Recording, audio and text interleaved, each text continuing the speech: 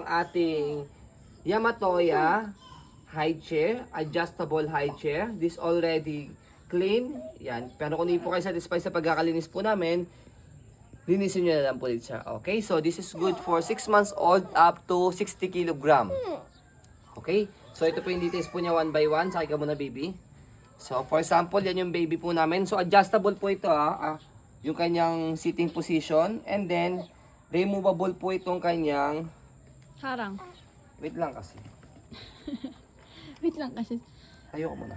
Stand up first. Yan. Tayo. Stand up.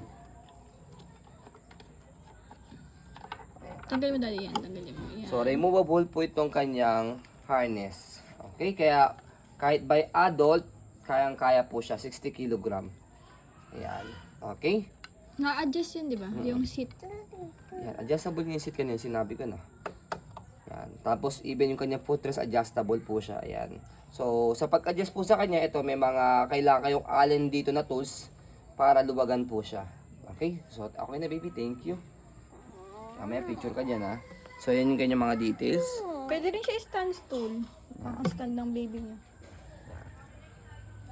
Okay? Ganda ng kulay pa, hindi pa siya luma. Yes. So, sa mga mommies and daddies dyan, Asa yung if you know the brand, Yamatoya, yan. bigat nito. Asa yung brand? Alam niyo na po yun kung magkano siya. Yun. Okay? Kabilang side.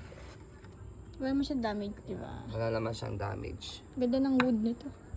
Bigat siya. Heavy duty. Hindi matutumba yung anak nyo kahit sumakay siya. Sakay ka. Sakay na. Ikaw na. Ikaw na. 60 plus ako eh. Ikaw, ano eh. Ayan. Okay na. So, kaya siya. Even sa adult. Ayan. So, ayan po. As you can see, very details po kami sa ayan po pag-video. Sakay ka na. Kasi amin shop policy, no refund exchange, what you see is what you get.